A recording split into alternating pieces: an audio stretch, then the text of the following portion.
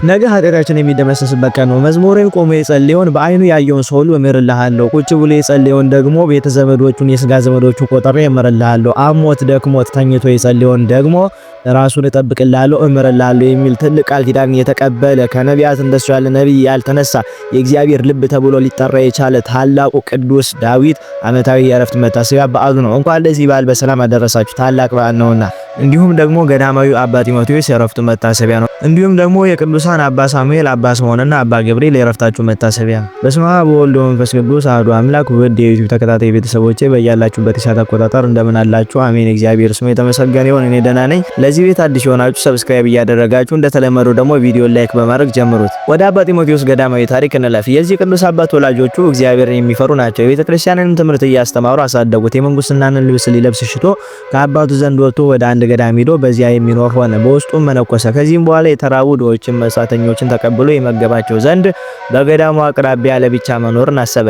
ከገዳሙ ወጥቶ ማደሪያ ሰራ። እየተጋደለና ስራውንም እየሰራ በውስጡ 5 ዓመት ያህል ኖረ። የበጎ ስራ ጠላት ሰይጣንም ከእርሱ እጅ ስራውን ትገዛ ዘንድ በምክንያት ጋለሞታ ሴትን ወደ እርሱ አመጣ። ብዙ ጊዜ ወደ እርሱ ከመመላለሱ የተነሳ የኃጢአት ፍቅር አድሮባቸው በመብል ጊዜ በአንድነት የሚበሉ ሆኑ። ከዚህም በኋላ ከእርሷ ጋራ በኃጢአት ወደቀና በኃጢአት ስራ ውስጥ 7 ወር ያህል ኖረ። በዚያንም ጊዜ እግዚአብሔር እርሷንም እርሱንም ፈጽሞ አልጣላቸውም። የሞትን ጊዜ በምታስፈራና በምታስደነግጥ ቀን በንጉሠ ነገሥት ኢየሱስ ክርስቶስ ፊት መቆምን አሳሰባቸው እንጂ። ከዚያም ቦታ ተነስቶ ጥቅጥቅ ካለ ዱር ውስጥ ገባ። ልዑል እግዚአብሔር መርቶታልና በዚያ ጣፋጭ ውሃ ምንጭ ተምር አለ። በዚያ ቦታ እየተጋደለ ብዙ ዘመንም ኖረ። ከዚህም በኋላ ሰይጣን በእርሱ ቀንቶ አስጨናቂ የሆነ የሆድ ዝማ በሽታ መጣበት። ከህመሙ ጽናት የተነሳ በግንባሩ በምድር ላይ የወደቀ ሆኖ ኖረ። እርሱም ሲጸልይ ነፍሱን እንዲህ ይላት ነበረ፣ ነፍሴ ሆይ ይህ የሰራሽው የኃጢአት ፍሬ ነውና በዚህ ደዌ ላይ ታገሺ። በዚህ ህማም 4 ዓመት ኖረ። ከዚህም በኋላ መሐሪ ይቅር ባይ እግዚአብሔርም ራራለት፣ መልአኩንም ላከለት።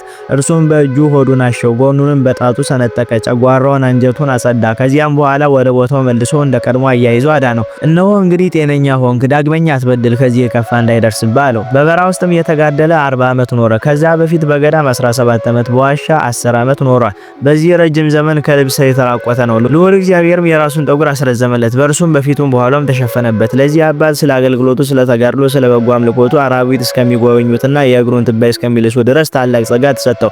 እግዚአብሔርንም ካገለገለ በኋላ አክሊሉን እንደተሸከመ በሰላም አረፈ። ለእግዚአብሔር ምስጋና ይሁን፣ እኛንም በዚህ አባት ጸሎት ይማረን፣ በረከቱ ከኛ ጋር ትኖር ለዘላለሙ አሜን። አሁን ደግሞ ወደ ቅዱስ ዳዊት ታሪክ እንለፍ። በአምላክ ቅዱስ ዳዊት ስለ ልደቱ ሲናገር በኃጢአት ተጸነስኩ ይላል መዝሙር 55 ላይ። አበው እንደነገሩን የቅዱስ ዳዊት አባት ደጉ እሴ ከነገደ ይሁዳ ከኢዮቤል ልጅ ነው። ሚስቱም ሀብሊን ትባላለች። እቺ ሚስቱ ሀብሊን ግን አንድ ጎልማሳ በዝሙት ዓይን ሲፈልጋት ተመልክቶ ነበረ። ባለቤቷ እሴ አንድ ቀንም መንገድ ሄድኩ ብሎ ያንን ጎልማሳ መስሎ ድምጹን ቀይሮ ተመልሶ አብሯት አድሯል። በዚያን ሌሊት ቅዱስ ዳዊት ተጸንሷልና በኃጢአት ተጸነስኩ ብሎ ተናገረ። ቅዱስ ዳዊት ከልጅነቱ ጀምሮ ጸጋ መንፈስ ቅዱስ ያደረበት ነበረ። ሕፃን ሳለ በረኝነት በጎቹን ያስነካም ነበር። አንበሳውን በጡጫ ድቡን በእርግጫ ነብሩን በሩጫ የያዙትን ያስጠላቸው ነበር። በጥቂቱ በበግረኝነት ስለታመነ ለእስራኤል እረኛ ሊሆን ተመርጧል። እግዚአብሔር ሳኦልን ከናቀው በኋላ ከእሴ ልጆች መካከል እንደ ልቤ የሆነውን ቀብት አንግስልኝ ቢለው ነብዩ ሳሙኤል ቤተልሔም ገብቷል። በዚያን ከኤልያብ እስከ አሚናዳብ 7ቱን የእሴ ልጆች ቢፈትን አልሆነም። በቅዱስ ሚካኤል ጠቋሚነት ግን ከእረኝነቱ ዳዊት ተጠራ። ገና ከርቀት ሲመጣ የዘይቱ ቀርን ቦግ ብሎ ተከፈተ። በቅዱስ ዳዊት ራስ ላይም እንደ እሳት ፈላ። በአምላክ ምርጫ በ12 ዓመቱ ላይ ለእስራኤል ንጉስ ተብሎ ተሾመ። ኢሎፍላውያንም በጠላትነት በተነሱባቸው ጊዜ ጎልያድ የሚሉት የጌት ሰው እስራኤልን ሲያስጨንቅ ለ40 ቀናት ቆይቶ ነበር። ለአምላኩ ስምና ክብር የሚቀና ቅዱስ ዳዊት ግን በድፍረት ገጥሞ በፈጣሪው ኃይል በጠጠር ጥሎታል። ግን ቅዱሱ ብላቴና ጎልያድ ደግሞ 6 ክንድ ወይም 3 ሜትር የሚረዝም ሰው ነበር። ቅዱስ ዳዊት ንጉስ እንዲሆን ተቀብቶ ግን ዙፋን አልጠበቀም። ጠላታቸውን ጥሎ ስላዳናቸው ፈንታ ሳኦልን በገና እየደረደረ ስለፈወሰው ፈንታ ሊገደል ተፈለገ። ፈጣሪው ግን ከእርሱ ጋር ባይሆን ይገድሉት ነበር። እርሱ ግን ለ18 ዓመታት በትዕግስት ተሰደደ።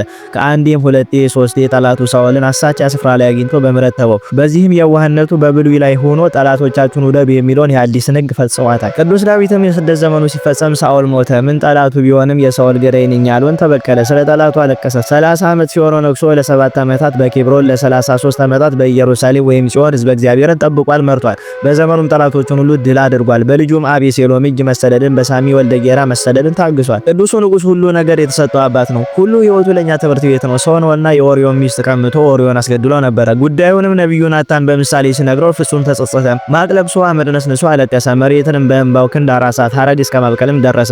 እግዚአብሔርም ንስሐውን ተቀብሎ ከፍ ከፍ አደረገው። በንስሐ ለምትገኝ ጸጋ ምሳሌ ሆነልን። ቅዱስ ዳዊትን የሚያህል ነብይ ወይም ሚስጥር የበዛለት አልተገኘም። ከዓለም በፊት እንዲህ ነበረ ብሎ ከዚያ ከስነ ፍጥረት እስከ ዳግም ምጽአት የተናገረ እርሱ ነው። ስለ መላእክት፣ ነቢያት፣ ሐዋርያት፣ ጻድቃን፣ ሰማዕታት፣ ደናግልና መነኮሳት ሁሉ መናገሩ ይደንቃል። ስለ ድንግል ማርያምና ስለ መድኃኒታችን ክርስቶስም አምልቶ አስፍቶ በጥልቅ ተናግሯል። 150 ምዕራፎች ባሉት መጽሐፈ ትንቢቱ ኃላፊያትን መጻያትንም ተመልክቷል። ስለዚህ አቦ አልቦ ምስጢሩ አልቦ ትንቢት ዘተናገረ አቡነ ዳዊት ይላሉ። ቅዱሱ ነብይና ንጉስ በጣም የሚታወቀው በዝማሬ ነው። ለራሱ ባለ 10 አውታር ለመዘመራኑ ደግሞ ባለ 8 አውታር በገና ዘጋይቶ ፈጣሪውን ያመሰግን ነበር። 24 ሰዓት ሙሉ ስብሐተ እግዚአብሔር እንዳይቋረጥ 288 መዘምራንን በአሳፍ መሪነት መድቦ ነበር። ራሱን በፍጹም ተመስጦ ማርማር እያለው እግዚአብሔርን ያመሰግነው ነበር። ቃል ለጉሮሮዬ ጣፋጭ ነው እንዲል መዝሙር 118 ከቁጥር 93። የዳዊት መዝሙሩ ለአጋንንት ትልቅ ጠላት ነው። ቅዱሳን መላእክትን በዳዊት መዝሙር ይዘምራሉ። በዘቦቱ ይሴቡ ሰማያዊያን ወምድራዊያን እንዲል ቅዱስ ዳዊት ጽዮንን አንጾ ጽላተ ኪዳኑን አመጣ። ለአምላክ ያዕቆብ ማደሪያ ሊፈልግ አይኑ ከእንቅልፍ ተከለከለ። መዝሙር 130 ከቁጥር 2። የፈጣሪውን ፈቃድ ሊጠይቅ ሱባኤ ቢገባ አንተ ሳትሆን የሚሰራልኝ ልጅ ነው አለው። አያይዞም የሚስጥረ ሥጋዌ ነገር ቢገልጥለት ናሁ ሰማይ ነው በኤፍራታ ኖ በኤፍራታ ሰማ ነው ሲል ተናግሯል። መዝሙር 30 ከቁጥር 6። የኪዳኑ ጽላት ወይም ጽዮን ከአቢዳራ ቤት ስትመጣ ከዙፋኑ ወርዶ ከተራ ህዝብ ጋራም ተቀላቅሎ በበገና በመሰንቆ ተጫወተ። ስለ ፈጣሪው ክብሩን ተወ። ከዳን እስከ ቤርሳቤ የሚገዛ ኃያል ንጉስ ነበርና በጽዮን ፊት እየወደቀ እየተነሳ እየታጠቀ እየፈታ ሲዘምር ሚስቱ ሜልኮል ናቀችው፣ ሳቀችበት። እግዚአብሔር ግን ከፍ ከፍ አደረገው፣ እርሷንም ማኅፀኗን ዘጋው። እግዚአብሔርም ስለ ዳዊት ሲል ኢየሩሳሌምን ብዙ ጊዜ ታድጓታል።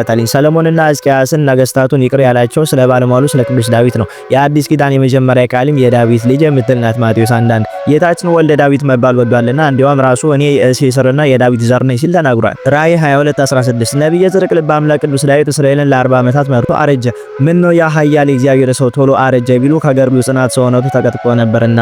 በዚያውም ላይ አንድ ቀን ስለ ሕዝበ እስራኤል ቤዛ ይሆናቸው ዘንድ በቀጻፊ መልአክ ፊት ቆሞ ነበርና። ዜና መዋዕል ምዕራፍ 20 ከቁጥር 16። ስለዚህ ሰውነቱ ደከመ። በዚህንም ጊዜ ልጁ ሰለሞንን አንግሶ በ70 ዓመቱ ከክርስቶስ ልደት 1000 ዓመታት በፊት አርፏል። በራእይ ጎርጎርዮስ እንደተጻፈ ቅዱስ ዳዊትን በሰማይ 99 ነገረ መላእክት ከበውት ያመሰግናል። ከእርሱ ዝማሬ ግርማ የተነሳም የሰማያት ግዘፋቸው ይናወጻል። በገድለ አቡነ ኪሮስ እንደተጻፈም ደግሞ ቅዱሳን ነፍሳቸው ከስጋቸው የምትለየው በዳዊት በገና ጣዕመ ዝማሬ ነው። በነገረ ማርያም ትምህርት ደግሞ የቅዱስ ዳዊት ቤቱ ከልዑል አምላክ መንበር ስር ነው። እንግዲህ ምን እላለሁ ስለ ቅዱስ ዳዊት ከዚህ በላይ መጻሕፍት ብዙ ይላሉና። ለዚህ ታላቅ ነብይም 7 ሀብታት የተሰጡት ሲሆን አንደኛው ሀብተ ትንቢት፣ ሁለተኛው ሀብተ መንግስት፣ ሶስተኛው ሀብተ ክህነት፣ አራተኛው ሀብተ በገና ወይም መዝሙር፣ አምስተኛው ሀብተ ፈውስ፣ ስድስተኛው ሀብተ መዊ ወይም ድል መንሳትና ሰባተኛው ሀብተ ኃይል ተብሎ ይታወቃሉ። ይህ ታላቅ ነብይም አያይዞ 7 ስሞች አሉት። አንደኛ ጻድቅ፣ ሁለተኛ የዋህ፣ ሶስተኛ ንጹህ፣ አራተኛ ብእሲ እግዚአብሔር ሰው፣ አምስተኛ ነብየ ጽድቅ፣ ስድስተኛ መዘምርና ሰባተኛ ልበ አምላክ ተብሎ ይጠራል። የዚህ ታላቅ ነብይ ክብሩ ታላቅ ነውና በእውነት ያለ ሐሰት ለዳዊት ምስጋና ይገባል። አምላከ ዳዊት ስለከበረው ቃል ኪዳኑ ይማረን፣ ከንጹህ አምልኮ ይክፈለን፣ በስቶ ከተትረፈረፈ በረከቱ አይለየን። በረከቱ ይደርብን፣ ይቆያል።